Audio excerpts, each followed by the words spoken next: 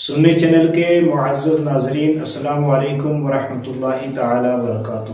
ناظرین، بعض لوگ یوم شک کا روزہ اس نیت سے رکھ لیتے ہیں کہ اگر چاند نظر آ گیا ہوگا تو رمضان کا روزہ ہوگا، اور اگر چاند نظر نہیں آیا تو نفلی روزہ ہو جائے گا، شعبان کا روزہ ہو جائے گا۔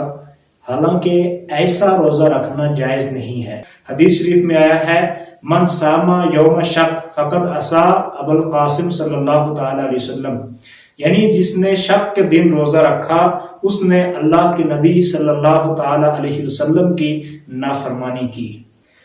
ہاں، اگر کوئی شخص کسی خاص دن کے روزے کا عادی ہو اور یوم شک ہی کو وہ دن آ پڑے، مثال کے طور پر ایک شخص ہر پیر کو روزہ رکھتا ہے اور یہ دن پیر کا ہو، تو دری صورت وہ شخص اپنے اسی نفلی روزے کی نیت سے یوم شک کا روزہ رکھ سکتا ہے۔ اور بعض لوگوں کا عام لوگوں میں یہ ایک خیال پایا جاتا ہے کہ اگر کسی شخص نے سحری نہیں کھائی تو اس کا روزہ نہیں ہوگا۔ حالانکہ یہ بہت بڑی غلطی ہے، اور اسی طرح کی غلطی لوگ نماز فجر میں کر جاتے ہیں، اور اکثر کہتے ہیں کہ جس شخص نے فجر کی نماز نہیں پڑھی تو وہ شخص دن کی نمازیں نہیں پڑھ سکتا۔ ایسی باتیں بالکل بیہودہ ہیں جن کی کوئی اصل نہیں، بلکہ ایسی باتیں پھیلا کر کے باقی نمازوں کو چھوڑنے پر ابھارنے والا شخص گناہگار ہوتا ہے۔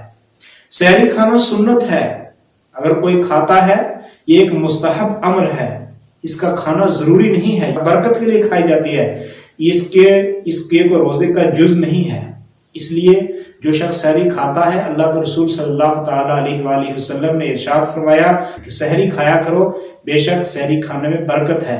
لیکن اس کا مطلب یہ نہیں کہ جو شخص سحری نہ کھائے اس کا روزہ ہی نہیں ہوتا، یہ ایک غلط فہمی ہے، اس کا ازالہ ضروری ہے۔ بعض عوام کے ذہن میں یہ بات بیٹھ چکی ہے کہ اذان فجر ہونے تک کھا پی سکتے ہیں، اور یہی وجہ ہے کہ بہت سارے لوگ اس پر عمل بھی کر رہے ہیں۔ تو کیا اذان فجر تک کھانا پینا صحیح ہے؟ اگر نہیں تو جو لوگ ایسا کرتے ہیں ان کے روزے کا کیا حکم ہے؟ ناظرین، ایک بات یاد رکھیں کہ کھانا پینا صبح صادق تک مشروع ہے، اور اس کے بعد کھانا پینا مشروع نہیں ہے۔ صبح صادق کے بعد کھانا پینا مشروع نہیں ہے، اور اذان جو ہوتی ہے یہ صبح صادق کے بعد ہوتی ہے۔ اگر کوئی شخص صبح صادق سے پہلے اذان دے دیتا ہے تو اس اذان کا بھی اعتبار نہیں ہوگا۔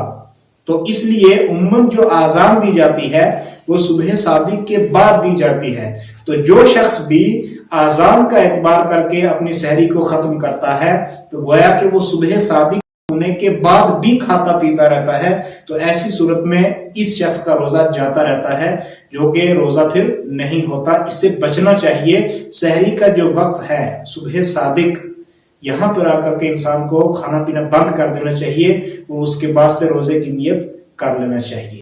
بعض عورتیں ہمارے یہاں یہ فتویٰ دیتی ہیں کہ چوٹ وغیرہ لگنے کی وجہ سے اگر خون نکل گیا تو روزہ ٹوٹ گیا۔ کیا یہ بات صحیح ہے؟ ہرگز نہیں۔ اس لیے یہ بات بالکل غلط ہے، کیونکہ خون نکلنے سے روزہ نہیں ٹوٹتا، اس لیے کہ روزہ معدے یا دماغ تک کسی چیز کے جانے سے ٹوٹتا ہے، باہر آنے سے نہیں۔ ہاں، اگر جان بوجھ کر منہ بھر قے کر دے اور قے کھانے پینے یا بہتے خون وغیرہ کی ہو تو روزہ ٹوٹ جائے گا، بشرطے کہ قے خود کرے زبردستی۔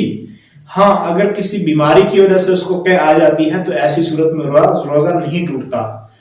اور ناظرین، بہتوں جگہ آج بھی یہ رواج ہے کہ لوگ افطار کرنے سے قبل افطار کی دعا پڑھتے ہیں، اور کچھ ہی جگہ ہیں جہاں افطار کی دعا افطار کرے بعد پڑھی جاتی ہے۔ اس میں سے کون سا طریقہ بہتر ہے؟